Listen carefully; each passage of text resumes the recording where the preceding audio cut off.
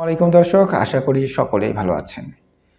সাংবাদিকদের উপর হামলা বা হত্যার বিচার হয় না, ফলে তারা এক অনিশ্চিত জীবনে বাস করছে বলে দাবি করছেন আমাদের হাসনাত আবদুল্লাহ ভাই। এনসিপির দক্ষিণাঞ্চলের মুখ্য সংগঠক হাসনাত আবদুল্লাহ বলেছেন, সাংবাদিকদের উপর হামলা বা হত্যার বিচার হয় না, ফলে তারা এক অনিশ্চিত জীবনযাপন করছেন। কথাটা সত্য, কারণ কিছুদিন আগে এক সাংবাদিক মারা গেল দুর্বৃত্তদের হাতে।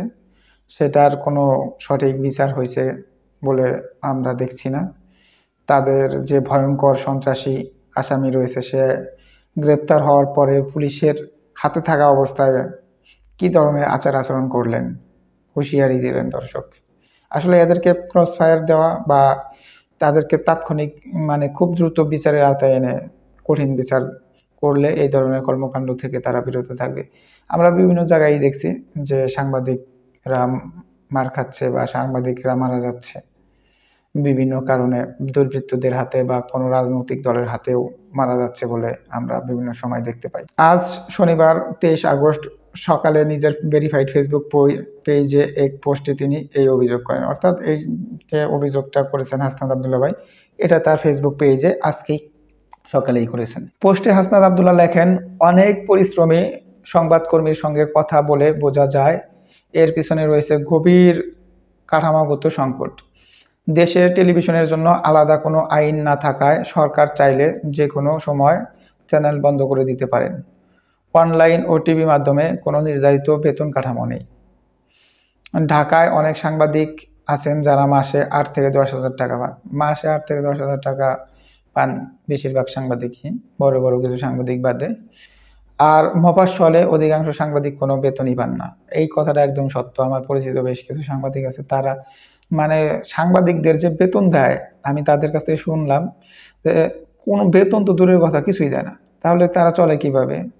তারা বলতেছে আসলে সাংবাদিকদের আসলে ওই রকম কোনো বেতন নাই, আমরা নিজেরা সংবাদ কালেক্ট করে এটা আমরা তাদেরকে দেই, আমরা নিজেদেরকে সাংবাদিক হিসাবে পরিচয় দিতে পারি, একটা আইডি কার্ড পাই, এটাই হচ্ছে মূল কথা। বিভিন্ন জায়গায় যেতে পারি, যে কোনো জায়গায় গিয়ে সংবাদ কালেক্ট করতে পারে, এটাই হয়েছে তাদের বড় কথা। যেখানে সাধারণ জনগণ যেতে পারে না, সেখানে তারা যেতে পারে। এই পাওয়ারের জন্যই নাকি তারা সাংবাদিক হয়েছে। এটা হচ্ছে গ্রাম অঞ্চলের সাংবাদিকদের কথা বলছি দর্শক। বরং অনেক সময় আইডি কার্ড পাওয়ার জন্য উল্টো টাকা দিয়ে থাকেন অনেকেই।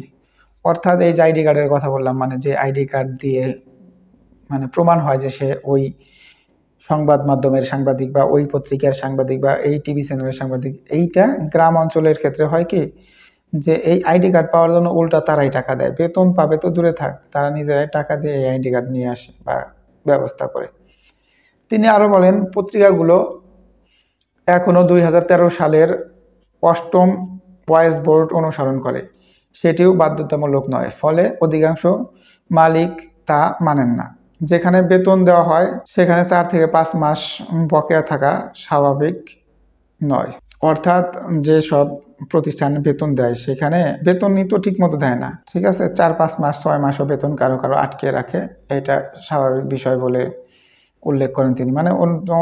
হাসনাত আবদুল্লাহ ভাই বিষয়টা যেটা তুলে ধরছেন সেটা হচ্ছে যে বর্তমানে সাংবাদিকদের যে পরিস্থিতি, একদম বাস্তব পরিস্থিতিটাই তুলে ধরেছেন তিনি। মালিক চাইলেও যে কোনো সময় ছাঁটাই করতে পারেন। অর্থাৎ মালিকের ইচ্ছা হলো সাংবাদিক ভালো লাগে নাই, তুমি যাও, এই ভয়ে কেউ কিছু বলেও না। সাংবাদিকদের উপর হামলা বা হত্যার বিচার হয় না, ফলে তারা এক অনিশ্চিত জীবনে বসবাস করছেন। আবার এই যে অবস্থা, বেতন টেতন পাচ্ছেন না, আবার যে কোনো সময় তাদের উপর কিন্তু হামলাও হচ্ছে, ঠিক আছে। রিস্ক নিয়ে সাংবাদিকতা করছে বাংলাদেশের সাংবাদিকরা।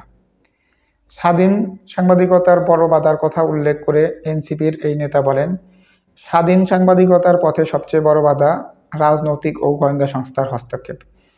রাজনীতি ভাবে তারা যে কোনো জিনিস বলতে বা উল্লেখ করতে পারছেন না বা সংবাদ প্রচার করতে পারছেন না, আবার গোয়েন্দা সংস্থার কারণেও প্রচার করতে পারছেন না, এটা তিনি উল্লেখ করেছেন। বিশেষ করে ডিজিএফআই এর প্রভাব স্পষ্ট।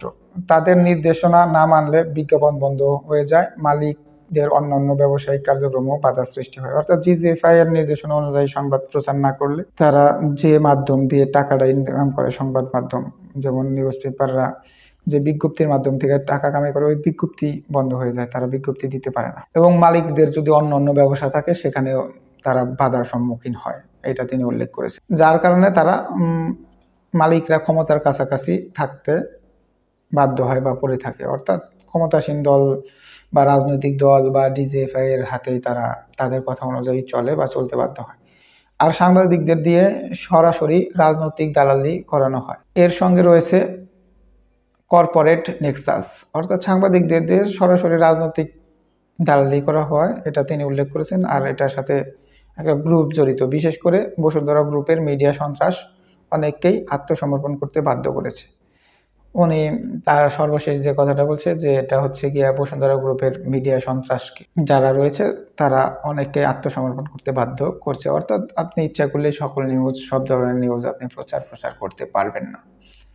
অর্থাৎ সংবাদ মাধ্যম বা সংবাদ কর্মীদের সম্পূর্ণ স্বাধীনতা নেই, এটাই সে উল্লেখ করেছেন। আর হচ্ছে দ্বিতীয় কথা, সাংবাদিকদের কোনো নিরাপত্তা নেই। দর্শক, হাসনাত আবদুল্লাহ ভাইয়ের এই যে বিষয়ে স্ট্যাটাস দিয়েছেন, এই বিষয়ে যদি আপনাদের কোনো মতামত থাকে অবশ্যই কমেন্টসে জানাবেন। ধন্যবাদ সকলকে, আসসালামু আলাইকুম।